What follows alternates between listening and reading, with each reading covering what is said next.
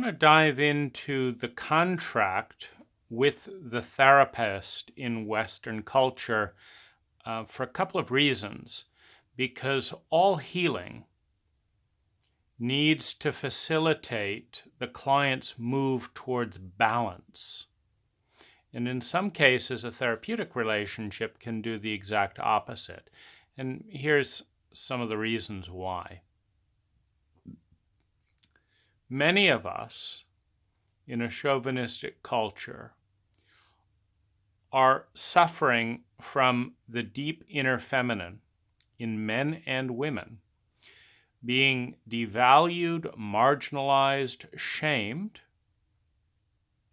violated, minimized, punished, exploited, bullied.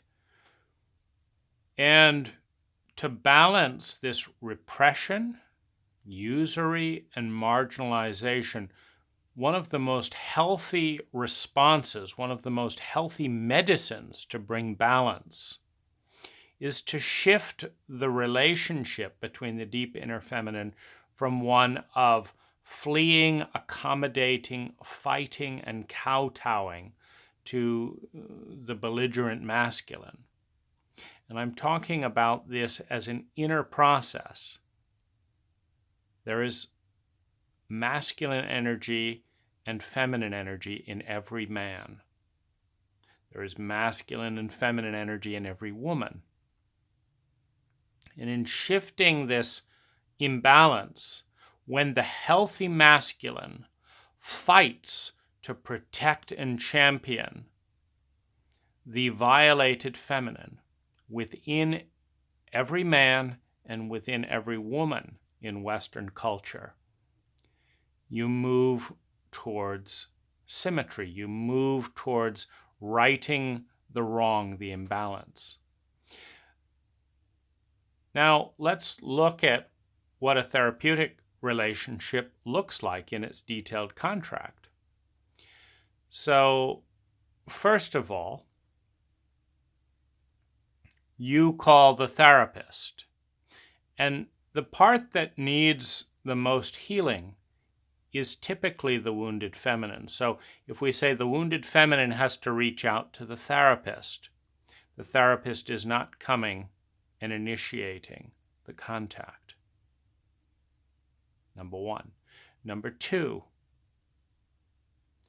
the therapist is not providing service as an honor to the feminine, but is requesting compensation. So imagine the message a brutalized child would get if they knock on a neighbor's door and say, "Please help me. My siblings and I are being beaten." And the neighbor says, "Well, of course, you're not worth anything. But how much cash do you have?" And the child says, "Well, I don't have any cash, but my siblings and I are being beaten. My sister is being raped." And the therapist says, "Well, come back when you have some cash." There is no message of the valued self. The message is you are worth nothing. Bits of paper are worth more than you. And when a therapist will not intervene and protect and operate without the necessity of money, when money is the primary value and the person comes second, as evidenced by the refusal to help without money, it is a further denigration and shame of the inner feminine. Next comes the location. Maybe your feminine feels safer in your house. Maybe you feel safer in nature. Maybe you want to, meet and talk, and work into it gently at your favorite restaurant. But that doesn't matter. because the therapist's protocol comes first. And that is the core of the most damaging message. Someone else comes before your needs. Now, most of the abuse in childhood comes with that message.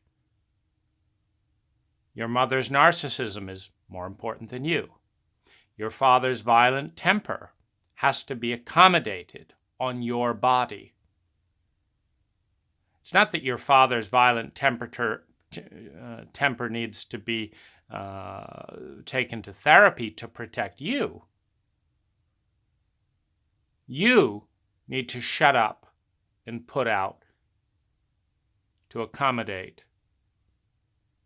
the fact that in your parents' eyes, their needs are more important than your needs. So how can you heal that message of inadequacy, of worthlessness, with a therapist that says, okay, you've got a problem. It's not my problem. It's your problem. I will help you with it if you come to my place at a time that's good for me and pay me this fee and do it in this way. Otherwise, you're on your own. Because my needs to feel comfortable, to feel safe, to have an income are more important than yours. You see, it's a very difficult message. And it goes deeper than that when abused children who pay for the right to survive in their abusive household by accommodating, by pleasing their abuser. Sexual abuse survivor that is coached on how to further please their abuser and is punished if they don't. The person who doesn't want the truth to come out and threatens and then obliges or pleases the abuse survivor for their silence, the bribe of silence. The much more subtle thing of the parent who's gone all day at work, and it's perfectly obvious they're an absentee parent.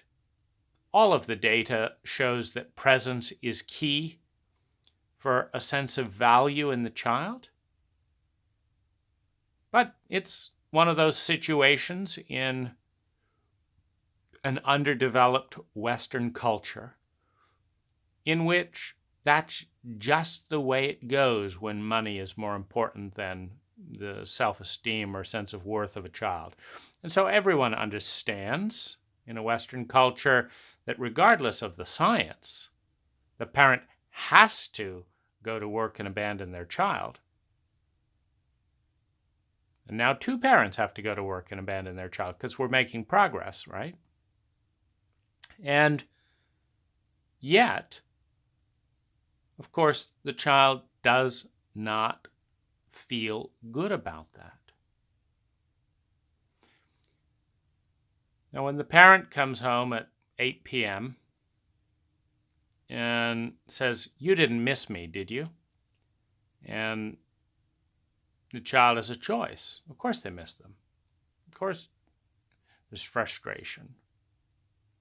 But there's a pleading look in the parent's eye that says, please don't say the truth that this is a terrible situation. And so it's like, okay, Mom, I'm fine. In fact, it's wonderful that you're gone because I was having such a nice time with my friend doing this and this and this. And the parent gets to relieve their burden of anxiety and guilt and will bribe the child. There's extra affection. There's some cookies. There's whatever the bribe is. And this is part of the contract of pleasing. Now, the contract with the abusive parent moves into the contract with the inadequate or abusive therapist. The therapist doesn't seem to be able to empathize with horror or pain or grief. That's an inadequacy. If one of the healing messages that a patient or a client needs to receive is that this is wrong. It's wrong for a father to shove his penis into a 2-year-old's pussy. It's wrong. And needs to hear and feel the grief and the anger, to feel a protective person taking a stand in a way that no protective person ever did. So that 2-year-old that's now regressed and held in the energy field is stuck there with the feeling that no one has ever taken a stand. And the medicine for that feeling of helplessness and abandonment is for someone to take a stand with the kind of passion that will take the burden of the shame of our culture off of that 2-year-old child. It is a shame to live in a culture that cannot protect a 2-year-old from their own parents. And that shame is shared by all. Every single one of us that allow or facilitate that statistically known reality for millions of people is part of that shame. The 2-year-old is not. The 2-year-old is innocent. But that's not the message as this gets inversed, because the true shame is that we turn our back on that 2-year-old and we leave the 2-year-old to feel that they must not be lovable, or someone, sometime, somewhere would have taken a stand. And you're telling this to your therapist, and they're sitting there with a straight face as if this is perfectly normal. Of course fathers fuck their 2-year-olds. Of course nobody did anything about it. Of course your government never asked.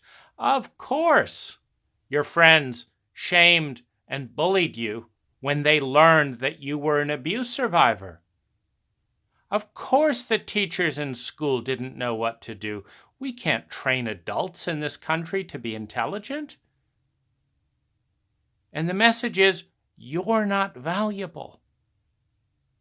The therapist takes their notes, and of course I wouldn't be listening to this without my fucking fee.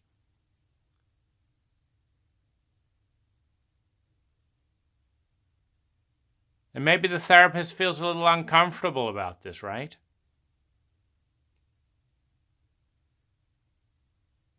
And the client, locked into the abuse cycle of the therapist, seeing perhaps the fear, perhaps the re-traumatization. Many therapists have been severely abused themselves. That's partly why they're interested in therapy. They may be getting more therapy out of the deal than you, because you're exposing yourself so they don't have to.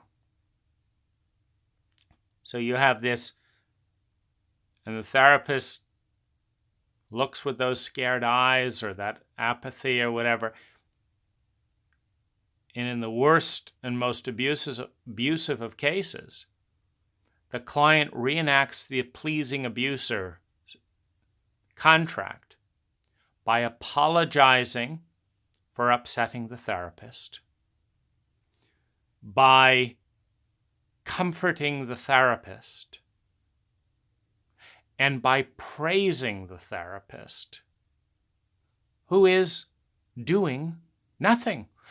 In many ways, you can see a therapist as an enabler by being willing to play the role for money of sitting there and doing nothing and pretending that that's okay. So the deal, you can say, in a sick culture around these abuse cycles is we're not going to do anything. We're not going to intervene. We're not going to teach our children in school about what to do in these situations. We're not going to send a census out via an app to all our 10-year-olds. No. It would be free, but why would we bother with that? And we're not going to train the parents. We're going to do nothing.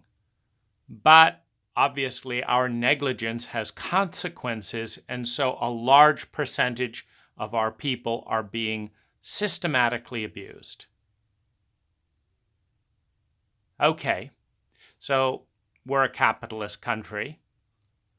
So how can we turn lemon into lemonade? Well, let's create the therapeutic genre.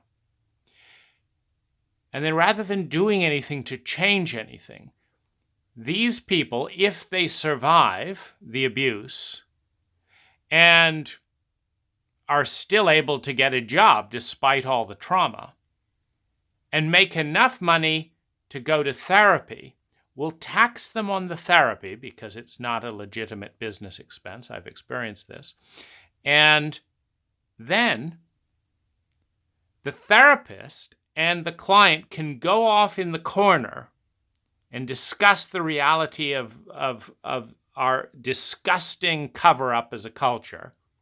And then nothing needs to change because we all understand that if anyone has any feelings or anything at all upsetting to say to anyone in the culture, they can pay hundreds of dollars to go and tell the only person who isn't involved. And then they will create this fabrication called client confidentiality to make sure that nobody who could be affected by the story actually hears the information.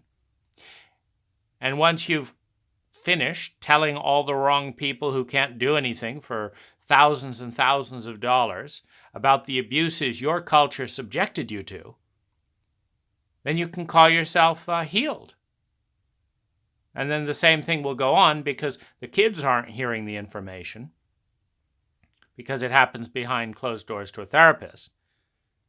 And the therapist could be seen as a secret keeper.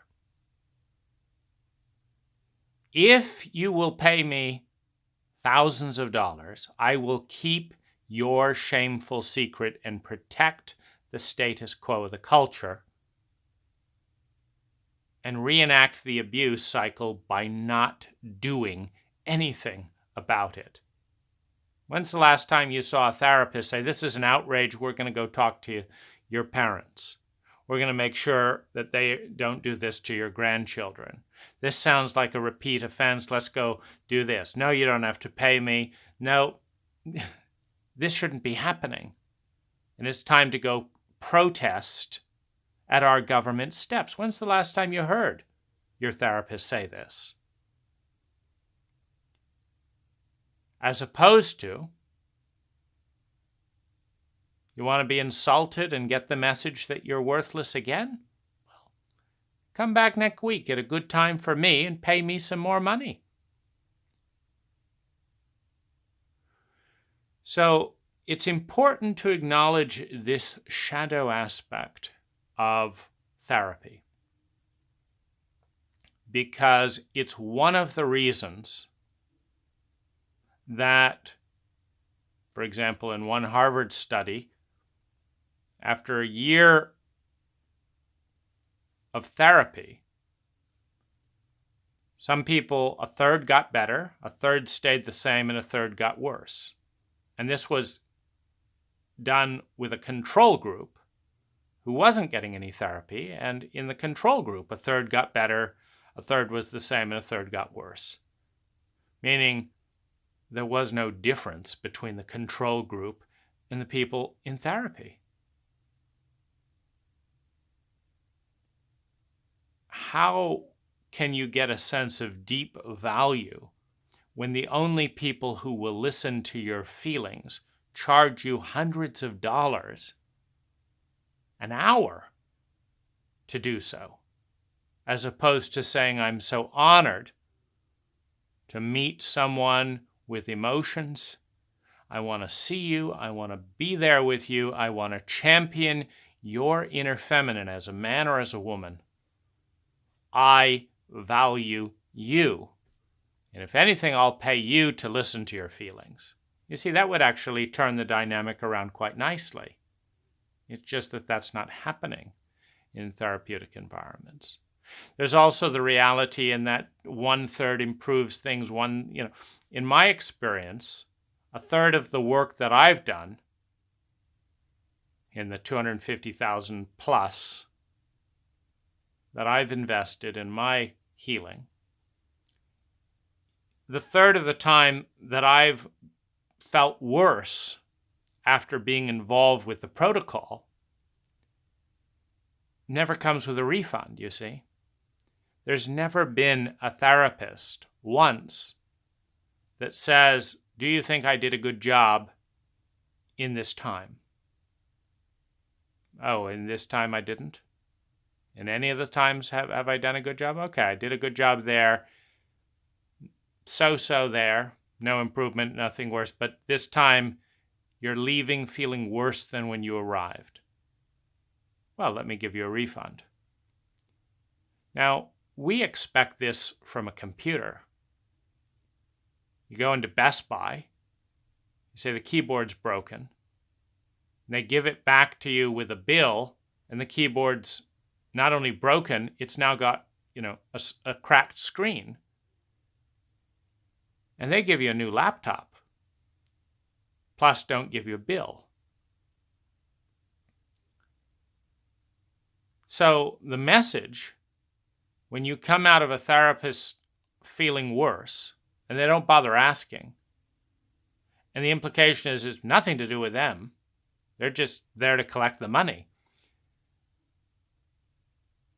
And then if you tell them it's worse, they charge you money to tell them how shitty they are. Not with the impression that they're shitty therapists. No, we couldn't go there. But that you have an issue that you need to work out. And that's their job, is to support you.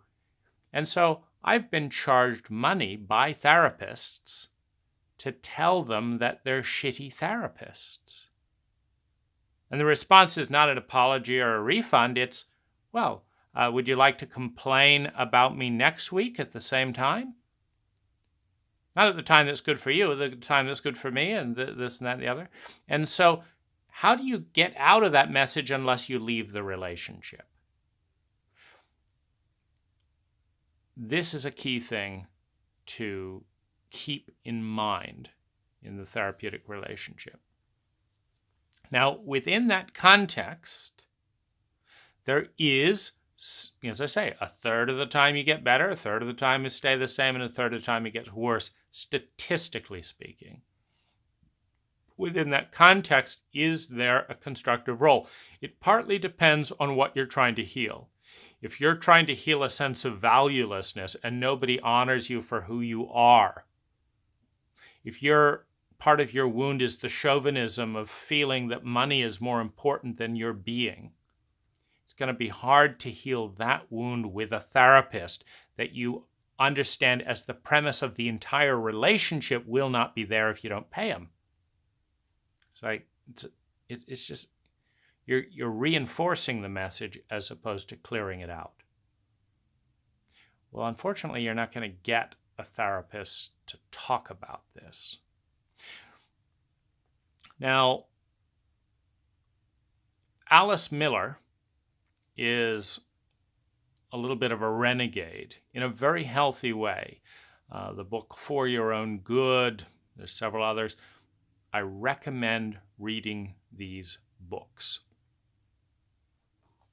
It's also one of the reasons why having a buddy or being in a 12-step support group with someone who is not there for your money can, in cases, be more medicinal for this type of wound than a top-of-the-line 300 an hour Freudian therapist, etc., who would not be there without the money. and is too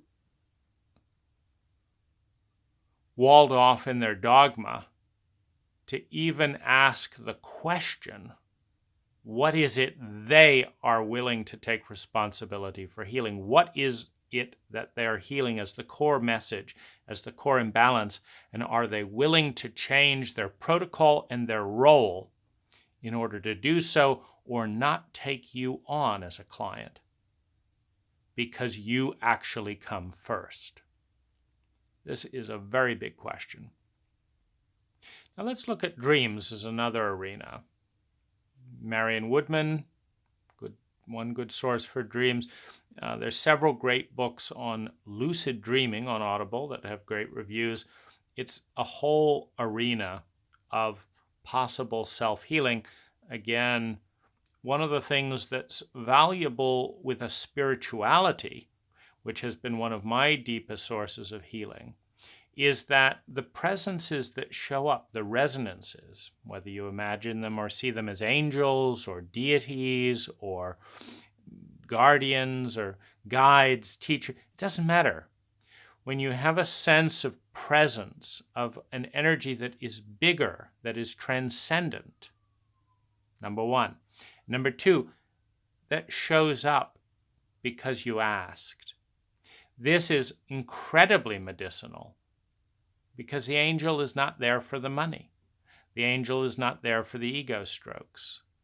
The angel is not there to use you. I say angel, you got to call it something. This is one of the reasons why having a relationship with something bigger than human is one of the key steps in a healthy healing process. And whether you're atheist or not, hopefully you have the intelligence and humility to know that you are not the biggest thing in the entire universe. That whatever you value, if it's efficiency, there's something more efficient than you. If it's love, there's something more loving than you.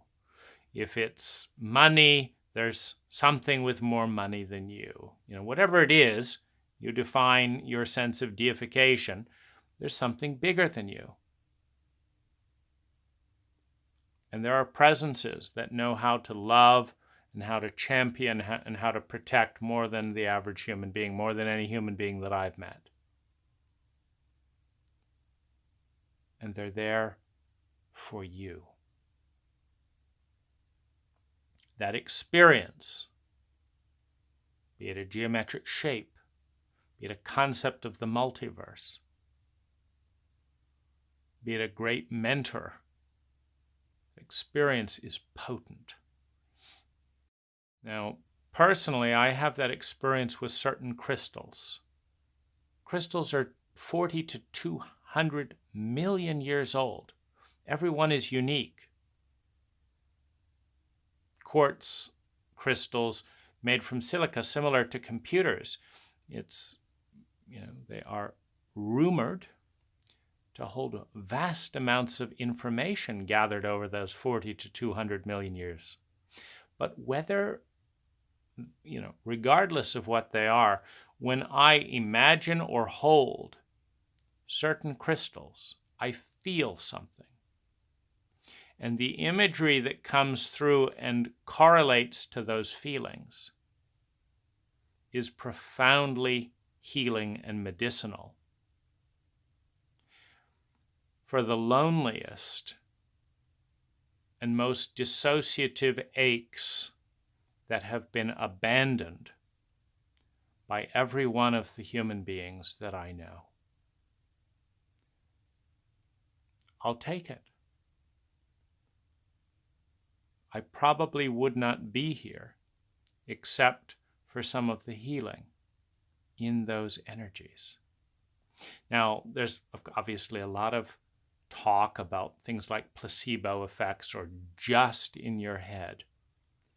Well, every single thing in one's head has a biological component. There is no thought that doesn't change your biology, and there is the inability to have the thought without your biology. So when you say it's just in your head, what you need to say is it's just in your biology. It is in your biology as a thought, as a feeling, and as a body sensation, which is all of the reality we have. Meaning, if we take away your body, take away your thinking, and take away your feelings, you don't exist. It's that simple. So you might more accurately say it is just in your existence. You say if you say something that another person doesn't like or wants to condescend, and they say it's just in your head, the truth is it's just in your existence. And everything they think, including the thought that your thought doesn't matter, is just in their existence. And if they didn't exist, the thought that your thought doesn't matter doesn't exist either.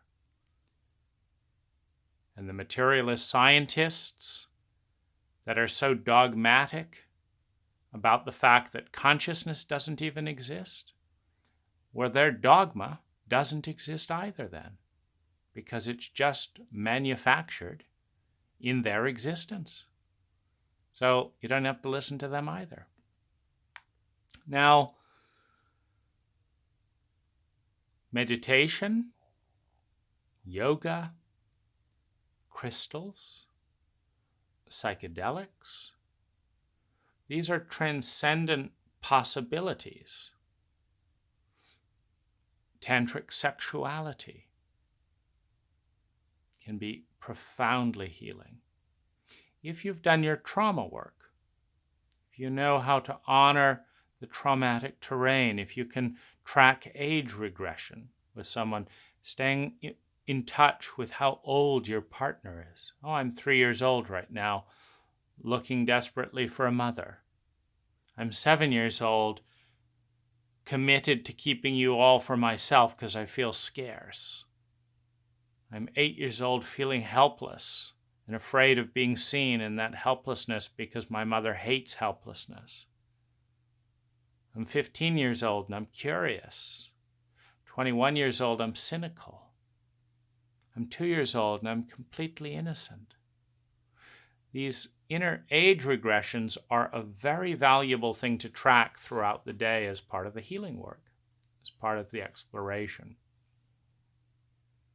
So I want to encourage you to participate in the 85% you do the work and the 15% you receive support to do that work, to form a group where people are honored to be part of your healing and where you help with someone else's healing. Another thing that has been profoundly valuable for me is taking a stand for another human being. In this case, someone with a wound pattern very similar to my own. It's always easier to love someone else because they're outside of you, and because most people don't have voices saying everyone is worthless. And most people in our culture do have voices that say I'm worthless, but they don't say that everyone else is worthless. So when you love someone else, you're not fighting the voice that is, because there is no voice saying they're worthless, they're worthless, they're worthless. But the unconscious, the subconscious mind knows at a deep level that we are all equally valuable. No one has more worth than someone else. Now, in our culture, where we make up delusions that, for example, money is, the most important thing, well, then the person who has the most money is the most important. But that's not how we experience beingness. The body, the heart, the unconscious doesn't say bits of paper are more important than human beings. That's absurd. That's something cultures do. And so when we honor someone similar to us in an abuse cycle, and we protect them, and we value them, and we love them, what we do is we give the message to ourselves that we're actually as lovable and as protectable and as worthy of being protected as them. So there's a deep transcendent magic. We're in rising above ourselves to champion another person's wound. And having that honored, where our gift is received and allowed to have an impact, there's a certain healing in that process. And I want to just completely explode the myth that modern Western life can be lived with its fanatic, addictive busyness, 8 to 10 hour work days, extracurricular stuff, time on TV, going out partying and drinking, and that, the little 5, 10, 20 minutes a week of some little meditation or something is going to undo all of the chauvinism in that protocol. It's not. Traditional cultures throughout history, when investigated by anthropologists, particularly healthy cultures, often spend a third of their time within the tribe processing, honoring, and ritualizing emotion. So the men go off on a hunt, for example, and there's exercise that works on emotions. There's still presence and meditation. There are certain rituals. There are certain prayers. There's being together in the men's hut and talking. And while this is going on, the women, they're dancing, they're weaving, they're gossip, they're discussions of things. They're gathering. Then there's the times together. Then there's dancing, ritualizing. There's altered states in almost every culture in human history, through art, through exhaustion, through fasting, through dancing. And the altered states are another form of processing emotion that otherwise doesn't get processed. In other words, most cultures are intelligent enough to take the human psyche that is 1/3 mind, 1/3 heart, 1/3 body, and actually allocate 1/3 to developing and digesting the heart, to developing and digesting the teachings in the mind, and to participating in our body. We are the lone culture that overemphasizes the mind, has obese and unhealthy bodies, filled with more toxins than any culture in human history, and then ignores the heart on a bizarrely unscientific level. You don't even learn a single hour of scientific material about the chemical, biological, and consciousness correlations with emotions. There's so much to learn, and we don't learn any of it.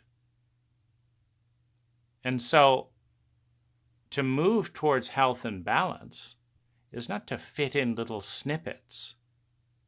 It's to revolt against the absurdity of our culture as effectively as possible.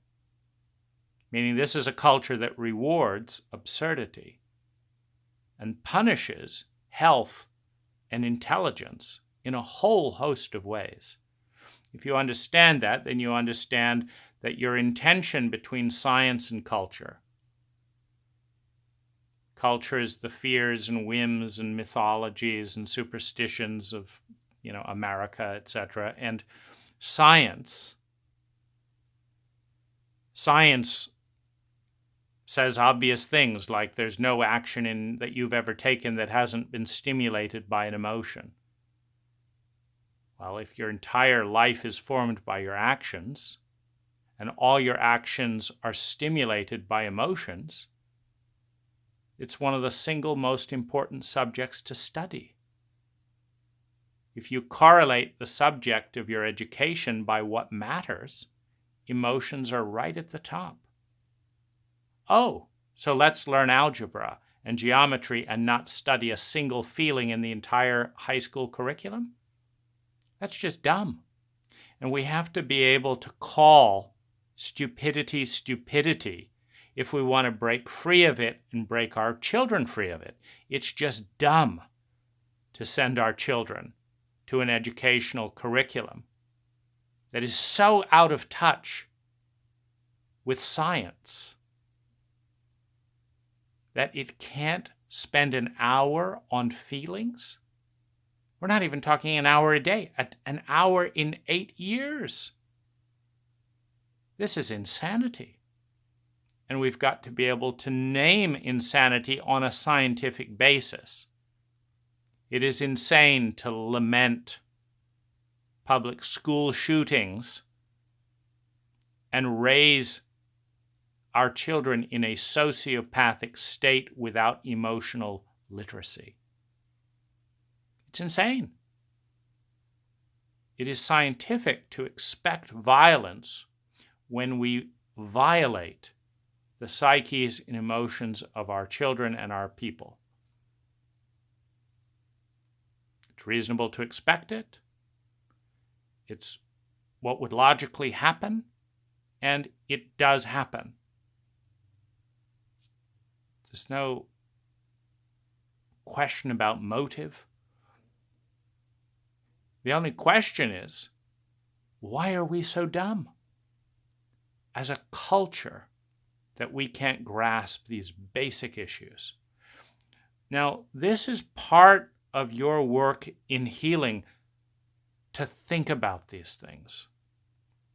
Because until you have the courage to discard your culture, the culture that is killing you in many ways, you will not have the courage to see the alternatives that are more efficiently and more intelligently available. I left school. When I did the analysis at age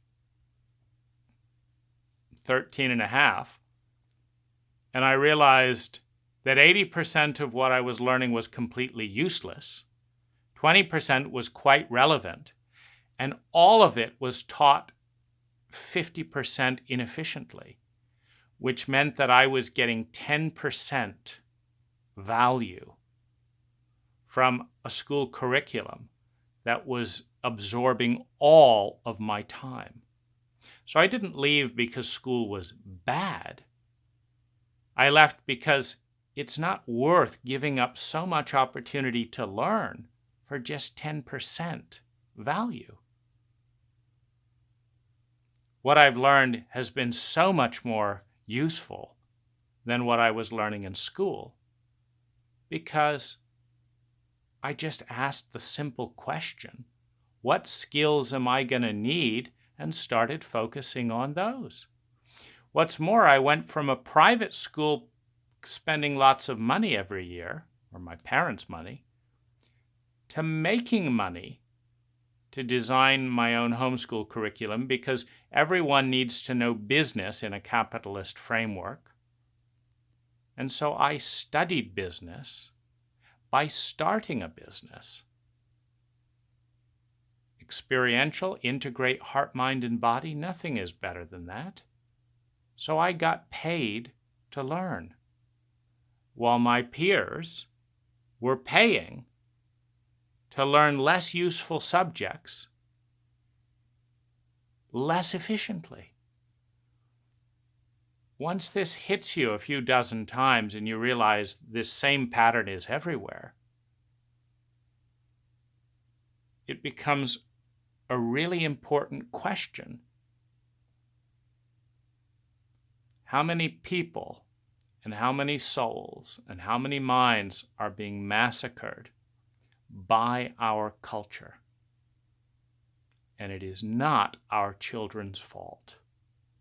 They come in innocent, and we hammer away at them that they've got to have an education, and that means going to these bizarre institutions, that we've got to work, which means neglecting our parenting duties, that we've got to put money first rather than prioritize culture and health and well-being, and that we've got to save money so that we can be happy by taking all kinds of shortcuts, like eating crappy junk food or, McDonald's, whatever, rather than eating well, so that we can invest in our happiness. Are these thoughts areas that you are willing to explore and honor in yourself and write about and think about? Now, I say write about and make videos about and think about because this culture is very poor in individuals who will take time. Remember, time is money in a capitalist framework. It's not well-being. So to find people who will take time to talk about these things for many hours. But you can write to yourself for as many hours. One of the reasons I make long videos is it doesn't tax my writing hand. I can move my body, so there's a little bit more integration between heart, mind, and body than, typing or tapping. And so I like this medium. So these are some of the things that you can be actively engaged with. The book list, the media list, the ritual list, the activities. To take yourself, to honor and value who you are in the same way that I honor and value you enough to create this pathway, to share this information, because I knew you'd come along, and I know you're worth it, just like me. And I know our world needs you a little healthier, a little bit more symmetrical, a little bit more balanced than you are now. And I know you'd be that way had you been born in an intelligent culture that values human beings more than bits of paper. And that's how you know it's an intelligent culture. And I know how important it is to hear fragments of intelligence from at least a few human beings to spark the thoughts, because it's not hard to see this stuff, but you need a little spark to wake you out of the status quo. And that's the role I want to play, to the extent that I can support you in discovering and being and loving and becoming and developing your best self, the part you find the easiest to love, the part of you that can bring the greatest gifts to others, that is most needed in the next 100 years of our culture.